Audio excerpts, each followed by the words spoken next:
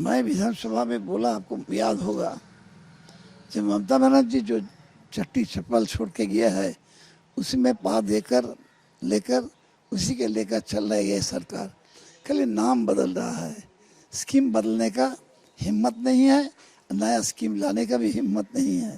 तो जितना भी ममता बनर्जी का स्कीम था, वही स्कीम को नया नया नाम, और जो रास्ता में जो खाना मिलता था उसका नया नाम हो गया, साइकिल मिलता था सबुज साथी, उसका नया नाम हो गया, लेकिन स्कीम तो एक है ना। तो वो जो चप्पल छोड़ के आया है, वही चप्पल पैर में पैर के सरकार चलाता है। विधानसभा में यही बोला मैंने। दादा 2 दिन पहले सीएजी का रिपोर्ट आया था, उसमें देखा गया है कि जो अम्फान के टाइम में जो फंड दिया गया था उसमें काफ़ी ज़्यादा इधर उधर किया गया है, इस पर क्या बोलेंगे? देखने दीजिए, हम लोग आज जा रहा है विधानसभा में सीएजी रिपोर्ट लेने के लिए। उसका वो चर्चा करेगा, उसका बाद बोलेगा। एक तरह बोला, उसी के ऊपर नहीं बोल, हम लोग नहीं बोलने चाहता है। दादा जो स्टूडेंट प्रोटेस्ट हुआ था उसमें जितने लोग अरेस्ट हुए हैं, मुख्यमंत्री की तरफ से या स्टेट गवर्नमेंट की तरफ से क्लियर कर दिया गया है कि सभी के खिलाफ गुंडा एक्ट ही लगाया जाएगा और उसी के हिसाब से इन्वेस्टिगेशन है। मैंने इसके ऊपर भी आवाज़ उठाया था विधानसभा के अंदर में कि वो लोग, हो सकता है चप्पल फेंका, हो सकता है वाटर बोतल फेंका, लेकिन उसका हाथ में कोई अस्त्र नहीं था, डंडा नहीं था। तो इसके ऊपर गुंडा दमन लाइन कैसे लागू रहेगा? उसका हाथ में नेशनल फ्लैग था, तो उसका ऊपर तो गुंडा दमन लाइन लागू करना ठीक नहीं है। ये तो सिर्फ देखिए, सरकार में सत्ता में जो है उसका मर्जी का ऊपर ये चलता है, लेकिन डेमोक्रेसी में ऐसा होना नहीं चाहिए। कोई भी आंदोलन नहीं करने सकेगा, आंदोलन बंद हो जाएगा। कल तो श्रमिक भट्टाचार्य में वही बात बोलता था, एक ही बात, सरकार का विरोध में लड़ाई करेगा तो उसके ऊपर कानूनी से एक्शन लेना होगा, ये सब बात बोल रहा था। ये ठीक नहीं, डेमोक्रेसी का सम्मान देना चाहिए, क्योंकि वो लोग तो जीत के आया ना,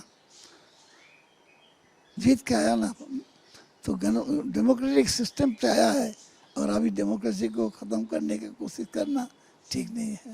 कांग्रेस जनता पार्टी की तरफ से जंतर मंतर से तो प्रोटेस्ट कॉल ऑफ कर दिया गया है, लेकिन फिर उनका नया मैसेज ये आया है कि देश भर में जितने भी स्टूडेंट अरेस्ट हुए रिगार्डिंग दिस प्रोटेस्ट, उनके खिलाफ जो भी मामले हुए हैं उनको विड्रॉ किया जाए।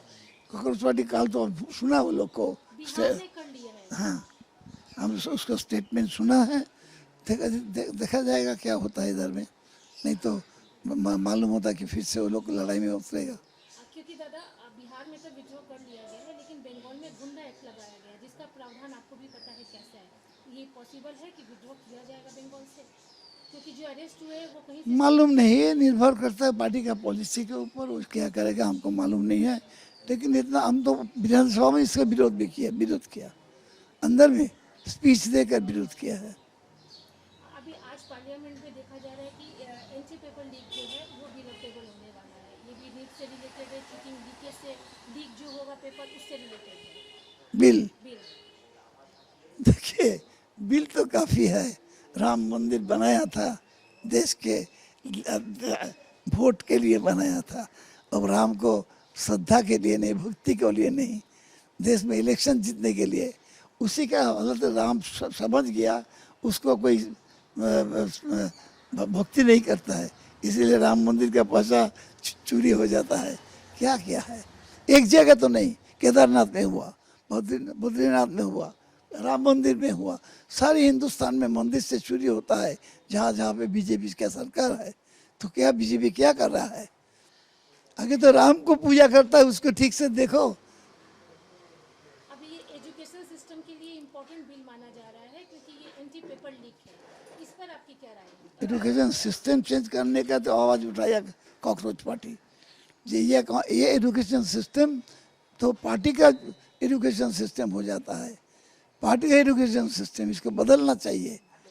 एक ऐसा एजुकेशन सिस्टम होना चाहिए ताकि स्टूडेंट्स लोग चाकरी मिले, कि दूसरा व्यवसाय करे, इसका सुयोग करिए, ऐसा होना चाहिए।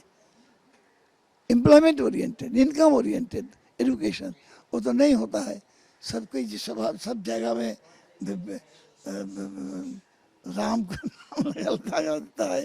वो पार्टीबाजी जो होता है ना, हाँ, धर्म के ऊपर, ये ठीक नहीं है।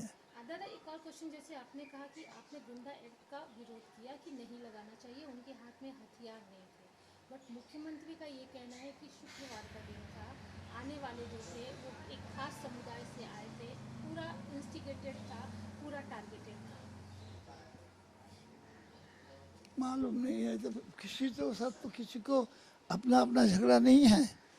वो लोग बोतल छुड़ा वो मैंने देखा है, वो लोग चप्पल फेंका हमने देखा है, लेकिन इसका ऊपर उसका हाथ में तो कोई आर्म्स नहीं था ना, आर्म्स तो नहीं था, तो इसका ऊपर गुंडा दमन आइन कैसे लागू होगा?